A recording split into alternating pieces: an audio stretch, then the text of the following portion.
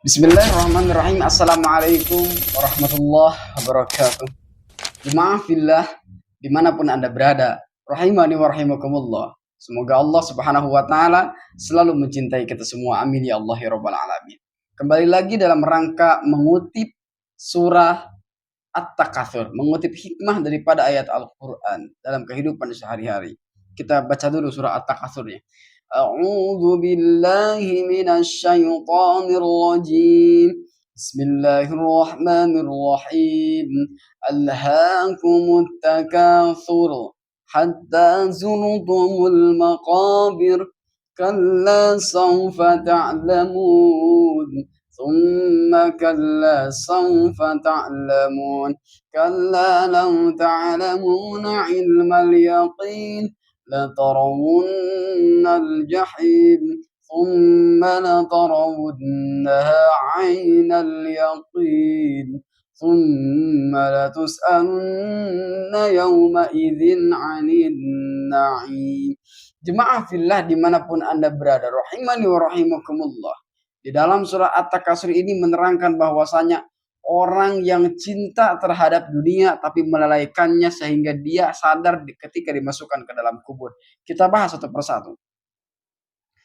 Di dalam ayat pertama mengatakan bahwasanya Allah Subhanahu wa taala ketika kita bermegah-megahan terhadap kehidupan dunia, maka akan dan telah melalaikan kita. Akan tetapi hal itu bisa kita membalikan algoritma tersebut. Dengan cara apa? Dengan cara kita boleh punya harta. Kita boleh banyak harta. Boleh banget kita membangga-banggakan dunia kita. Akan tetapi kita harus mempunyai batasan dengan cara apa? Zuhud. Jadi harta itu tidak masuk ke dalam hati kita. Ketika misalnya contohnya gini, duit kita banyak, harta kita banyak, tetapi ketika ada panggilan Allah, maka langsunglah melaksanakan panggilannya. Itu tidak termasuk melalaikan. Justru kenapa? Dengan kita mempunyai harta banyak, kita bisa bersedekah kepada orang lain. Jemaah fillah dimanapun anda berada, rahimani wa rahimakumullah. Hatta zurtumul maqabir. Sehingga kamu semua masuk ke dalam kubur. Begitunya seseorang yang membangga-banggakan kehidupan dunianya. Pasti semuanya juga akan merasakan yang namanya alam kubur atau kematian. Sekali-kali jangan melakukan itu, kata Allah. Kenapa kata Allah jangan melakukan hal itu, bermegah-megahan? Karena kamu juga nanti kita akan mengetahui dengan sendirinya. Mengetahui dengan cara apa? Yaitu dengan cara bahwasanya di dunia itu nggak ada yang bersifat abadi. Semua sementara. Sehingga kita masuk ke dalam kubur, maka kita diberikan kesadaran oleh Allah Subhanahu wa taala. Jemaah fillah dimanapun anda berada. Latarawunnal jahim, kata Allah. Pasti kamu, kita benar-benar akan melihat neraka jahim. Neraka jahim. Kemudian kamu pasti benar-benar melihatnya dengan ainul yakin. Dengan keyakinan kamu, oh ternyata benar adanya neraka itu. Ya kita mungkin sekarang kita belum bisa melihat. Karena kita belum mengalami apa yang namanya kematian. Karena kita belum masuk ke alam kubur. Bahwasanya neraka itu benar adanya. Jemaah fillah dimanapun anda berada. Kemudian kamu pasti benar-benar akan ditanya pada hari itu. Hari di mana dipertanyakan semua amal-amalan kita. Hari di mana ditanyakan semua perbuatan kita oleh Allah. Tentang kenikmatan yang megah di dunia itu. Ketika misalnya kita punya harta sekian nominal, Allah mempertanyakan, dari manakah kamu mendapatkan harta itu? Dari manakah kamu mencari harta itu? Bagaimanakah sumbernya harta ini? Amin halalin au min haramin. Apakah harta ini itu halal ataukah harta ini itu haram? Semua akan dipertanyakan sama Allah. Di apa? Di hari yaumul hisab, yaitu hari perhitungan. Jemaah fillah dimanapun anda berada. Rahimani wa rahimakumullah. Ada salah satu hikmah petik yang sangat indah. Yaitu apa? Di dalam surah At-Takasur ini Allah itu mengancam dan mengingatkan kasih sayang kepada kita. Janganlah kita bermegah-megahan terhadap dunia tapi melalaikannya.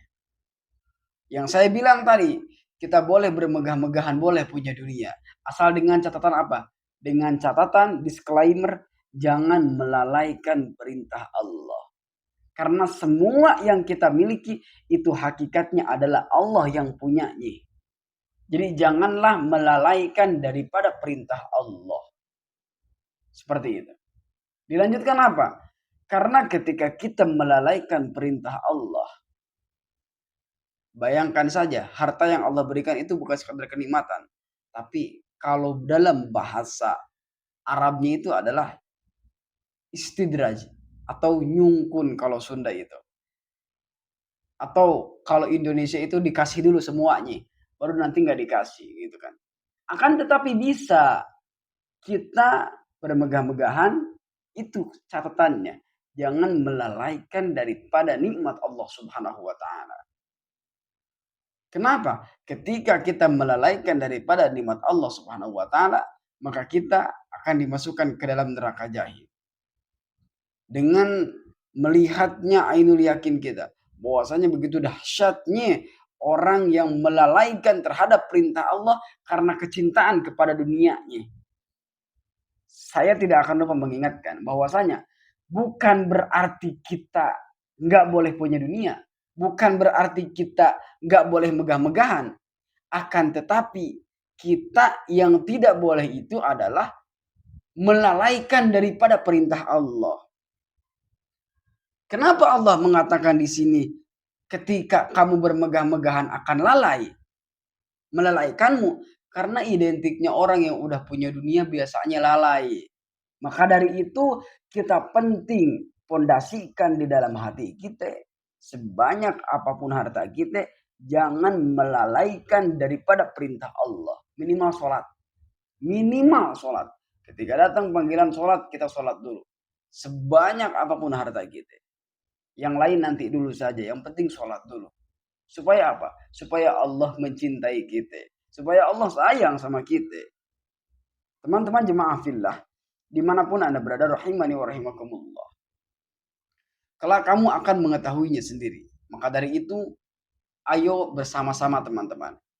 Kita berlomba-lomba harus menjadi orang kaya. Supaya apa? Supaya bisa bersedekah dan membantu orang lain. Akan tetapi catatan yang pasti saya ingatkan. Janganlah dengan banyaknya dunia kita, dengan banyaknya harta kita, dengan banyaknya Allah memberikan kemudahan kepada kita, jangan melalaikan sekali-kali daripada perintah Allah. Minimal jangan melalaikan sholat. Karena sholat adalah identitas bagi seorang muslim dan mukmin. Terima kasih. Semoga bermanfaat. Lain kali kita jumpa kembali di waktu yang sama insya Allah. Like, komen, dan share apabila video ini selalu menjadi pengingat bagi kita semua. Hadanallahu wa iyyakum ajmain. Assalamualaikum warahmatullahi wabarakatuh.